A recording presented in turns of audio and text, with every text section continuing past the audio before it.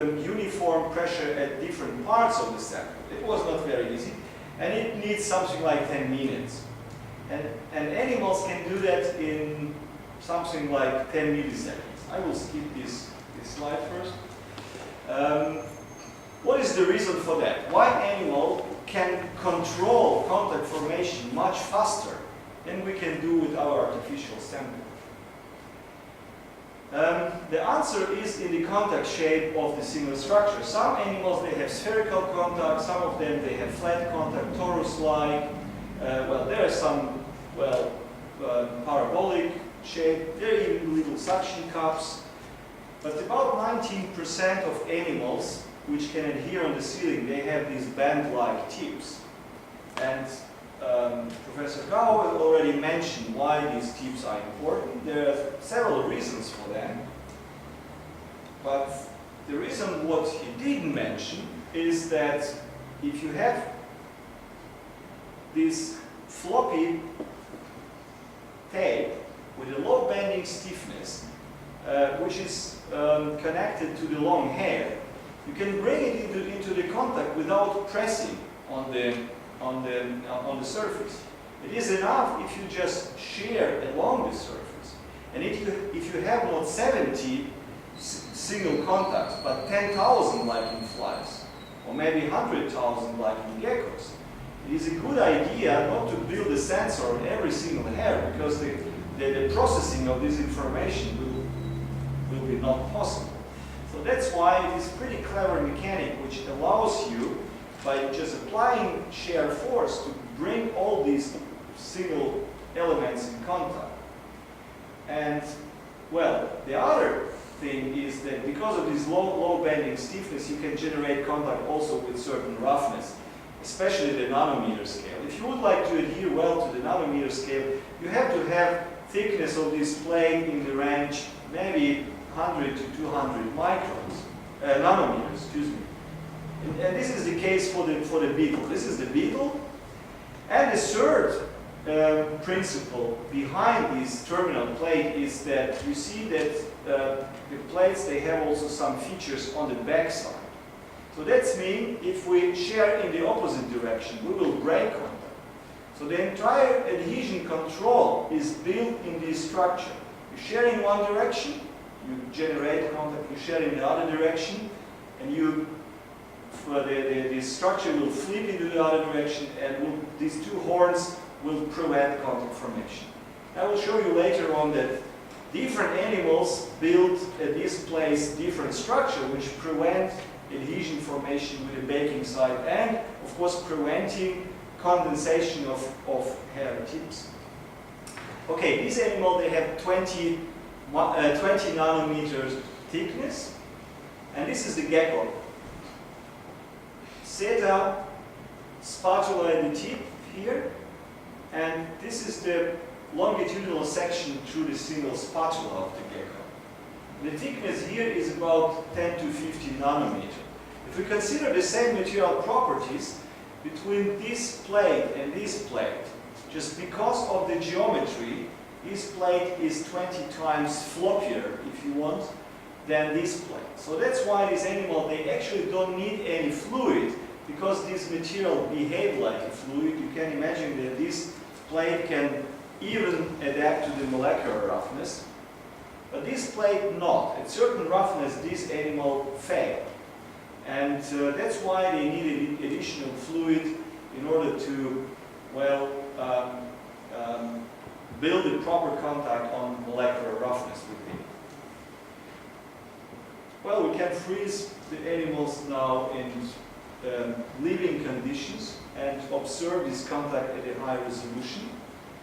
What you see here is, this is the fly, spider and gecko, animals which from evolutionary point of view have nothing to do with each other, but they develop the same kind of contact formation for walking on the ceiling. So that's why I would think that if you would like to build these kind of things for same kind of application, you have definitely to consider this kind of things. The other interesting feature is that if you look at a foot in the contact, so again, what we did here this is again foot of the fly. We bring the foot of the fly in contact with the glass, frozen it, and observe in the frozen condition in contact and not in the contact. And you see that the hairs at building contact can spread a little bit. And we believe that's why that the hairs, they have kind of hierarchical design, or let's call it gradient materials, which is stiffer at the base and softer at the tip. And the other evidence for that is our study, which still not published, but we would like to publish it very soon. This is again a beetle food in the scanning electron microscope. This is the same food in the confocal laser scanning microscope, where different wavelengths overlap. And especially in UV light, we will get the information about the tip of the hairs, which have emission in the range of 400 nanometers. And this corresponds approximately to this elastic protein called resin. I already mentioned it many times. So you have a kind of gradient, so the hairs are stiffer indeed at the base and must be much softer at the end. And we right now we do some atomic force microscopy study along the hairs in order to get information about how strong is the mechanical gradient at these materials. But you probably realize, and I mentioned it already when I showed some information about the grasshopper, that all these hairs, they never oriented perpendicularly to the surface. Because if they would be located perpendicularly, then at certain load, you will buckle the structure. And you already realized what happened at buckling. If you press your pillars, your perpendicular pillars, and they buckle, you will lose your adhesion. So this is one of few reasons why in all animals we study, there is a certain angle which is about 45 to 52 degrees. This is the gecko. The same thing with the fly. I don't have a picture right now. The same thing is for the grasshopper, even for the smooth system. If you cut the material, you see it all the way the same angle. Well, the reason is to prevent buckling, and of course, if you don't buckle but bend, you can enhance the adaptability of contacts, and you can use much stiffer material. Because if you have structure which are perpendicularly oriented, you have to have very soft material in order to build contact. So if you have certain angle, you can use much stiffer material, you will reduce wear, because all these systems, they expose to the harsh environment, and of course they will be worn out. In the case of the gecko, after 2 weeks after molding, geckos reduce about 70% of initial adhesion. So that's why this material is also exposed to the abrasion. Well, and because of this slope angle, animal has kind of built-in detection mechanism. If they move in one direction, in this direction, they will recruit the hairs faster, and if they move in the opposite direction, they will break the contact. This is an additional reinforcement to the terminal elements. So, and again, in the talk of Professor Gao, he mentioned that there is an optimal angle about 30 degrees. At 30 degrees, they can peel off easily. And this is not only the reason of the candle model. The other reason is that the terminal elements, that this tape is attached to the stalk, and the stalk has a certain angle, and this angle is crucial for this 30 degree, which is measured for the gecko. And we think, we didn't do it for insect, we think for insect we will probably have a similar angle, because a similar critical angle for peeling. I will not speak about hierarchy. I think you understand that all systems are hierarchically designed for a good reason, in order to adapt well to the roughness. In the case of the insect, they have hairs which are also located on the floppy plate. and then there are some stalks, there is a spatula, and they have fluid, which is the fourth hierarchical level. In the case of the gecko, there is no fluid, but there are more structured hierarchical levels. All in all, in both systems, you have at minimum 4 different hierarchical levels. Well, I mentioned about the hair orientation. Maybe this picture will provide some evidence that if you share in one direction, in a distal direction, the force is much lower than if you share to the proximal direction, because hairs can be easily recruited at proximal pull to the body than if you pull it in the opposite direction. Okay.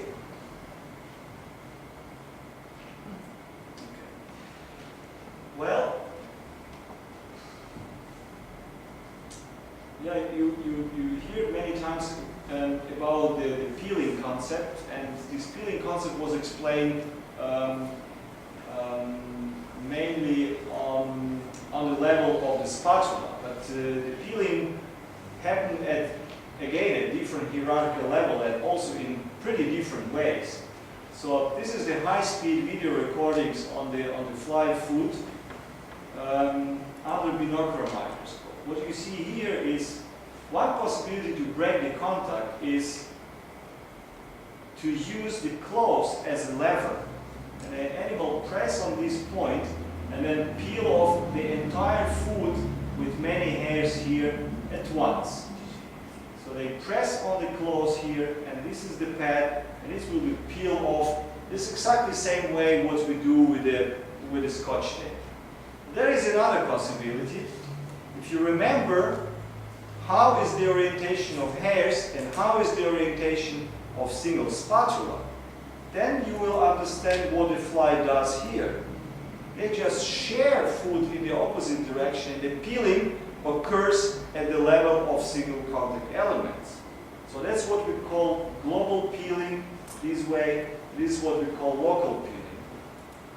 Sometimes animal can just twist the contact and bring also single hairs from out of the contact.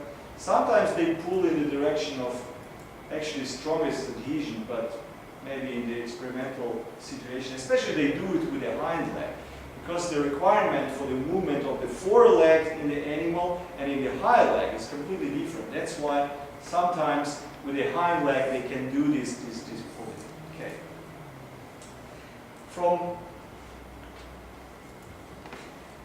Okay. From everyday life, you know that in order to build contact with a Scotch tape, if you would like to attach Scotch tape, you have to press on the surface, right? But imagine if you move on the ceiling using Scotch tape, and if you have to adhere the tape on the ceiling due to third Newton's rule, the ceiling will try to detach you from already existing contacts. So that's why it would be probably very difficult to use only few legs and to use pressure-sensitive adhesives to build contact on the ceiling. That's why it's the question to the fly. What is the relationship between the force fly applied to the ceiling and the adhesive force the fly can get out of this pressure? Well, we did the experiment by custom-made machine. You probably it's kind of atomic force microscope, but at another hierarchical level. This is a little bit larger machine where we can we can also measure adhesive forces with grasshoppers, but we can build the little platform and let fly freely walk on the ceiling, and by the tip of this spring measure forces in two different directions, in the direction of shear and in the direction of the pressure and adhesion. So this is our fly. If the fly would press on the ceiling, we would see this blue line reflecting in this direction. What we see here is the blue line doesn't reflect at all. So what we see is the strong shear force toward the body, this direction, and the adhesive force parallelly increasing. So what the fly does, it does press on the ceiling at all. It just shears along the ceiling, and by shearing, by applied shear, build the contact, generate the contact by these terminal elements, and then can hang on these multiple little tapes. This experiment can be done even much easier without any complex equipment. This is one of our champions. This is the beetle which can, on the centrifuge, withstand forces to about 100 or even 150 G. Means 150 times stronger forces than on body weight. And the animal has 6 legs. That means that 150 divided by 6, one leg should be sufficient, definitely sufficient, to hold the animal on the ceiling. But if you cut off 5 legs, they fall down. But with 2 legs, it works perfectly. Of course, they cannot walk, they are not bipedal like humans, but they can stay pretty long time. The answer is, you probably already have answer. In order to generate shear, you have to have counter shear somehow. Otherwise, you would not generate shear. So if you have 3 legs cut on one body side, they try to reorient one leg in order to generate shear in another direction. So in any case, shear is important. The question is why? We are again at a peeling experiment. Peeling will guide you, I think, all this course. If we have one line of the Scotch tape, the peeling will occur always at 90 degrees. You can hold here mass about, this is the real experiment with the Scotch tape. You can repeat it if you're at home. You can hold maybe the angle of 100 gram, not the angle, excuse me, the mass of 100 gram at 90 degree peeling angle. But if you use 2 pieces of Scotch tape and pull simultaneously at both sides, you can increase the force or the mass you can hold here about 1 order of magnitude, for example, at 30 degrees, at least 8 times. Not double. You can increase it about 1 order of magnitude. So, and the animal, they don't have just 2 foot in the contact on the ceiling, at least 3 feet. That means that this effect will be even more enhanced in the case of the animal. So this is our animal with 2 feet, with the right orientation of the hairs, with the right orientation of the spatula, and with some shear force applied. And this is exactly the way of walking or staying on the ceiling. Well, the explanation is probably pretty simple, probably for a theoretician not. If you have 90 degree peeling angle, all forces will be transmitted to the crack, and you will have strong stress concentration at a crack, and all this area will be not used at all for generating force. But if you redirect the force flow, of course you will probably not spread the force over such a strong contact area, but at least about some contact area. So you will suddenly increase the contribution of the area. Well, I already mentioned that the flies, they can do, of course, they are living creatures. They can also have a control of their locomotion. So normally, they use so-called 3-port gate pattern, which is kind of magic, because 3-port gate pattern is always stable. So I think people from robotics maybe know this principle, and the first stable robots, they also build on this 3-port gate. So they use 2 legs on one body side and 1 leg on the other body side in the sequence, and keep the body stable. But on the ceiling, fly, by the way, they don't stick very well on the ceiling. For this, there are many reasons. I would not like to discuss it right now. It has something to do with the design of the pads. and with the way how do they move and so on. But in any case, fly can generate maybe forces about 3 to 5 their own body mass. They are just at the limit. Beetles can do like 150, but flies like 3 to 5.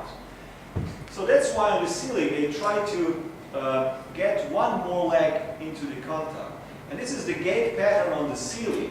So they just use this kind of well-shifted move of 2 legs, but they keep all the time, all the way, 4 legs in contact. They win one more contact during the locomotion of the ceiling. And animals which can adhere even less, like bugs, they normally move just 1 leg, and 5 legs stay in contact. But beetles, I don't have the picture here right now, they can use the same gate pattern on the ceiling. They don't care. 3 contact points are enough to walk on the ceiling. They can generate strong forces with 3 legs. Well, now I would like to discuss just a little bit the biopneumatic part of all this story. Challenges, of course, if you would like to build kind of gecko-inspired or insect-inspired technology, we have to combine the right dimension and density, the right aspect ratio, slope of the structures, with few hierarchical levels, with the right shape of the contact, maybe with the asymmetry, combined with the proper movements, and maybe use gradient material, and maybe to add some features to prevent condensation. So, this is not possible yet. So, what is possible? This is our gecko, very complex. To design these kind of things with all this complexity we discussed today is very complex. But this is the beetle, and this is the male beetle. Male beetle, they have also another kind of structures. On the foot, they have this floppy spatula-like contact, but this is same for male and females. But males, they have some hairs which have a mushroom-like shape. For a good reason, because males, they have to stay for a while on a very smooth surface.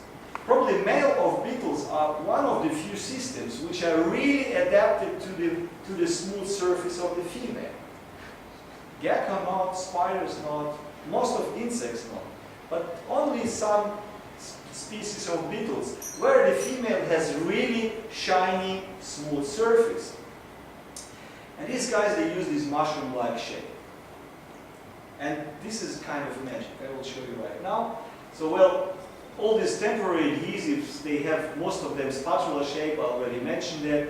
But all these permanent or transitional adhesives in biology, I will just come back again to, well, to the vines I showed yesterday, to the plaque of the mussels, to sea stars, well, also some sea anemones, they have also this mushroom-like shape. We can also consider, well, the contact point of the spider also as a mushroom-like shape. So mushroom-like shape is probably kind of stable structure. So the question is, can we do that? Well, we collaborate already many years with the company Binder in Germany, and this was the first version of these mushroom-like contacts, which are about 40 microns wide, and they made all of non-sticky polymer, of polyvinyl siloxane, the same material I showed in the beginning of the talk. And what is bio-inspired with this material? Well, the advantage is that the company can produce it not on the silicon wafer, they can produce it in big scale, large scale. And that's why we can use it continuously for the real experiments. What is bio-inspired here? Of course, the contact is subdivided in many contacts, which should have some effects. We have the hexagonal pattern for the strongest packing density, because some groups, they generate this kind of microstructure, but they still use quadratic pattern, which is ridiculous. Hexagonal pattern is much better. Nature do everything in hexagonal pattern because you can put more higher density. Well, the function I mentioned here, again, there is this thin plate. Of course, this is not a spatula, but it is kind of spatula, because it is very floppy. It is only 2 micron thick. And there is narrow neck-like or joint-like neck, which provides some adaptability of this terminal plate to the uneven surface. And, well, high aspect ratio, it is of course exaggeration. It is about 5, but for big scale production, it is very high. Well, here you see how the material built contact with the surface. Well, this is this terminal plate, 2 micron approximately, and here you see the dirt particle.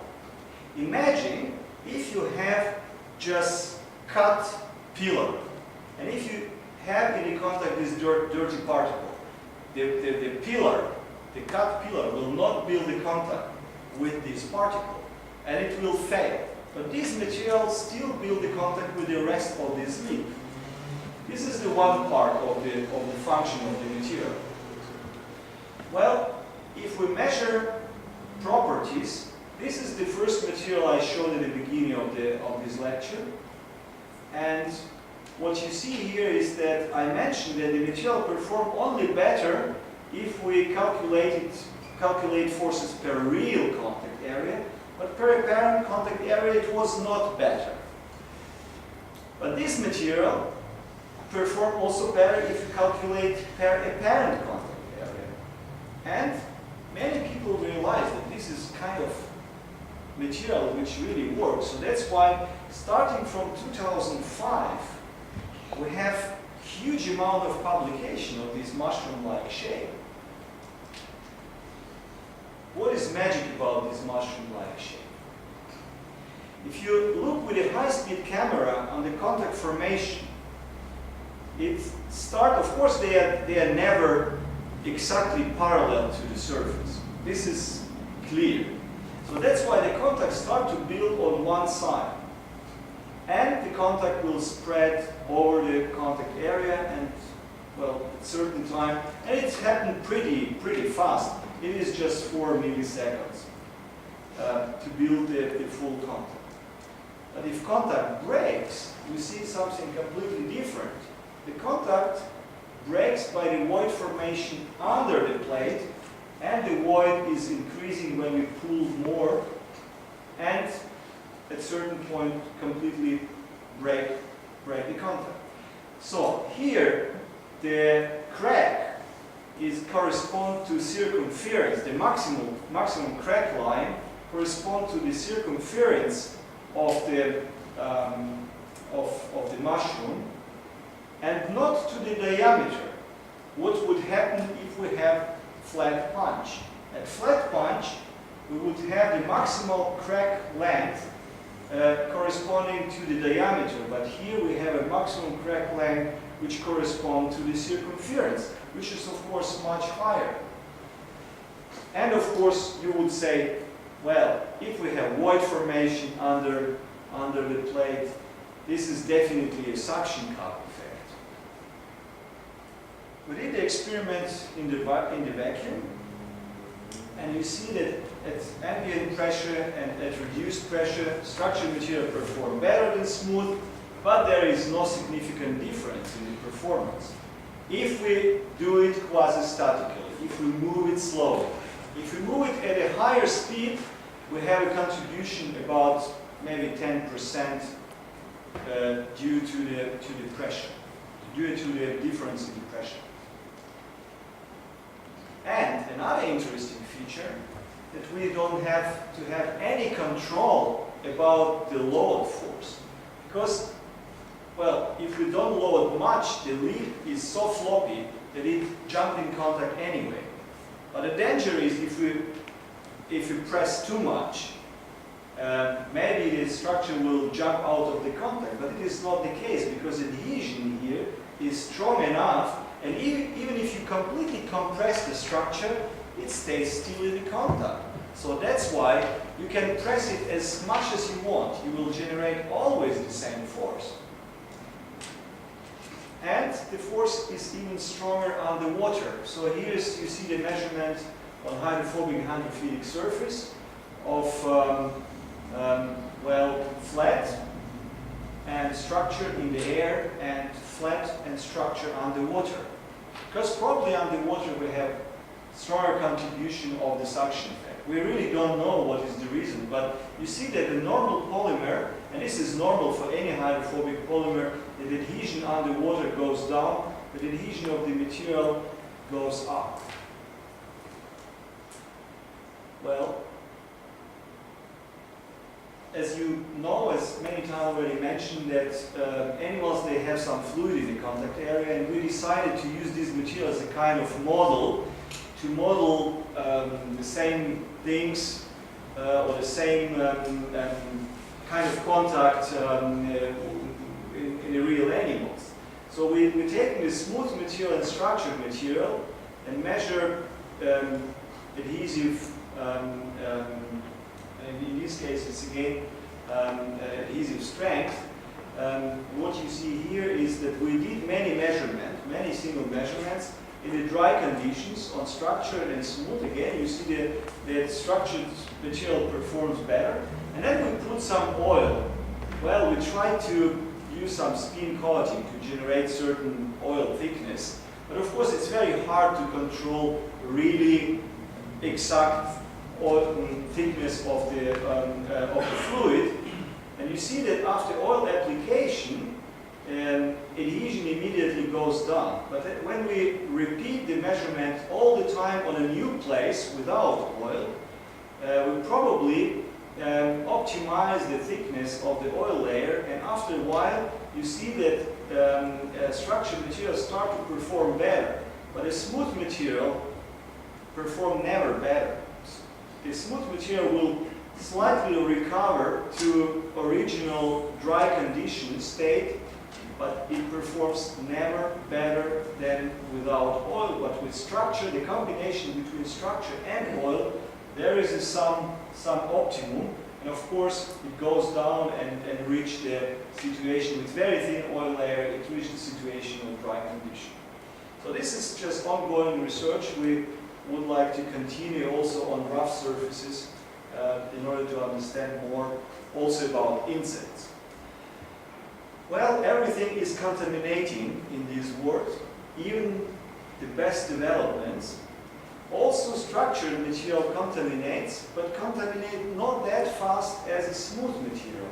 So after 270 single adhesive cycles, the performance of smooth material goes completely down, but the structured material will still generate something. The reason for that is that in the case of structured material, the particles will be packed first between the features, and these terminal elements will be still exposed to the surface. So we will still generate some adhesion because we have plates which are not very strongly contaminated compared if we have absolutely flat surface.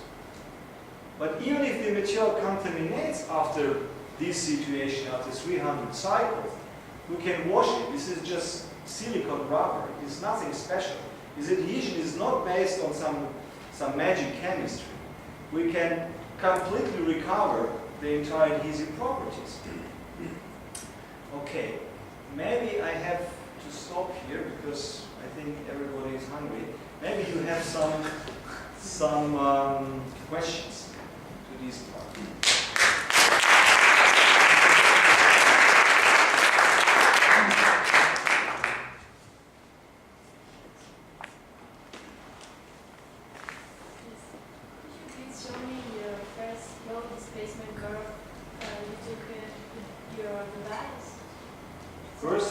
Force displacement curve with IFM?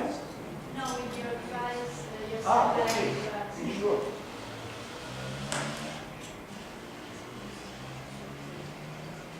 Just a moment.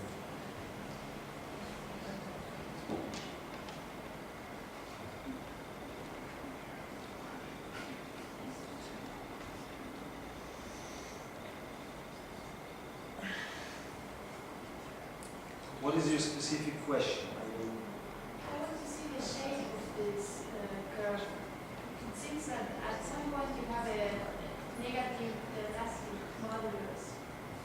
Negative elastic module. This is a good question. The shape is not absolutely linear. That's what you mean. Yes.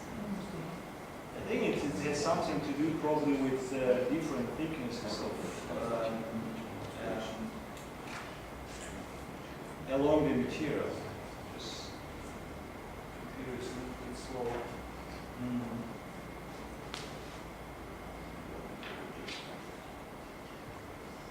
Not too many pictures in one presentation. It's almost like the one.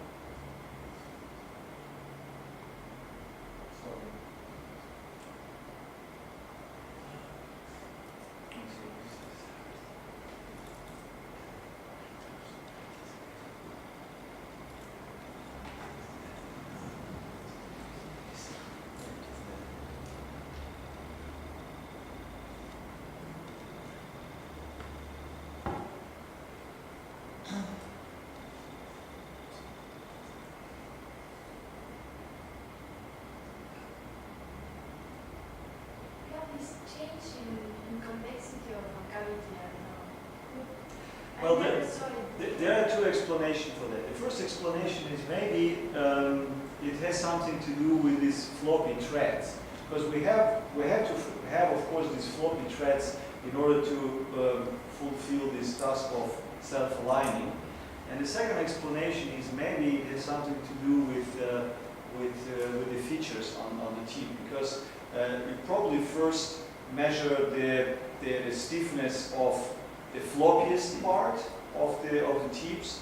Maybe then you start to deform the pillars. But this one is during detachment. So you are, Oh, during detachment. yes. I never saw this kind of concavity. I have no explanation. Maybe it has also something to do again because it's quite symmetrical to load. Maybe it has something to do again with the fibers. So it is symmetrical in fact. So this is not a rigid system. That's of course the problem. We have of course some contribution of the tracts. So and we speak here about the forces, not about the energy. Because in a floppy system, the energy could be very different. But well, we couldn't do this kind of experiment if your system is rigid, because then you have a hard time of positioning. And even if you have just half degree of misalignment, of course it will have very strong influence, especially if your system is flat. Maybe for these structured materials, it will not have such a strong influence. But as soon as you have two flat materials, the misalignment angle will play a very important role. And if you use, well, some groups they use for measuring of these pillars balls. But if you have balls, you have to consider which kind of balls would you like to use, because it should have some relationship to the size of the structure. And if you have a ball, the contact behavior of single structure is very different directly in the middle of the ball and on the side of the ball. Because in the side of the ball you will squeeze the structure already, and on the side you probably will have no contact. And because different groups they use different size of the ball or relationship between size of the ball and the features, the data are extremely hardly comparable. So that's why I would say, in order to have comparable data with this kind of measurement, probably this flat-on-flat measurement is very important. Or maybe the only way to make the data comparable. If you kill a gecko when entering on a sling, do you think that you will remain attached? No. If you kill geckos, no, the ceiling it will not work. On the wall, the dead geckos can stay forever, but not on the ceiling.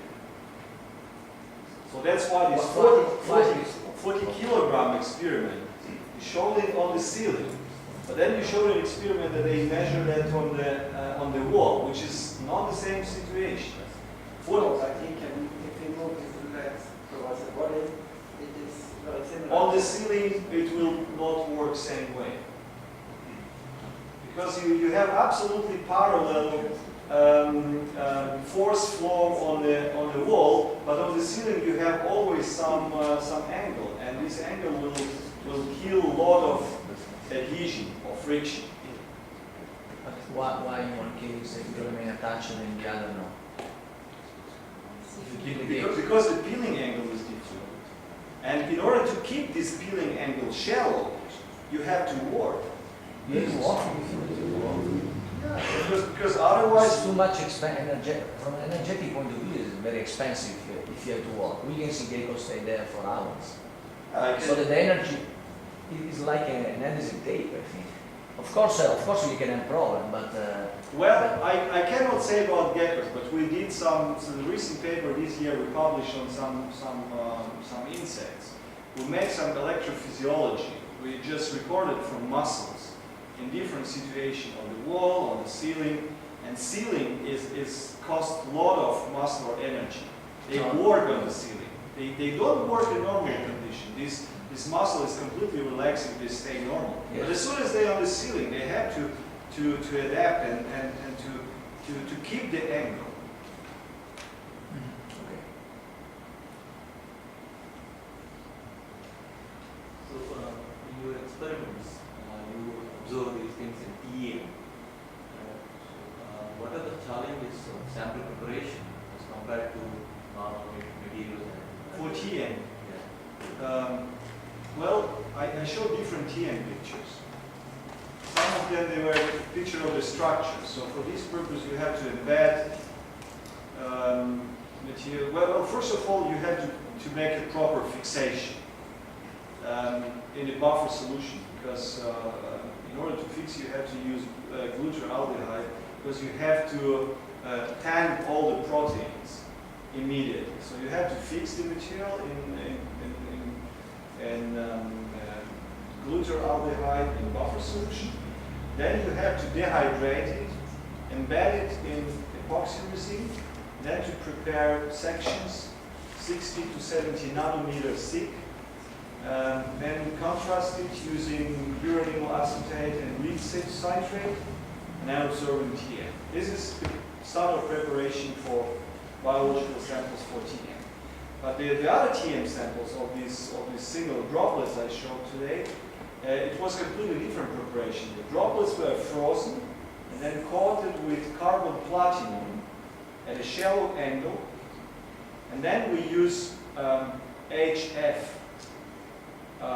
in order to remove this thin film of the coating and let it floating on HF, and then we take it on the copper grid, and actually we observed shadows of frozen droplets. It's a kind of very specific kind of preparation for TM. But maybe nowadays this kind of experiment can be done with the IFM, for example.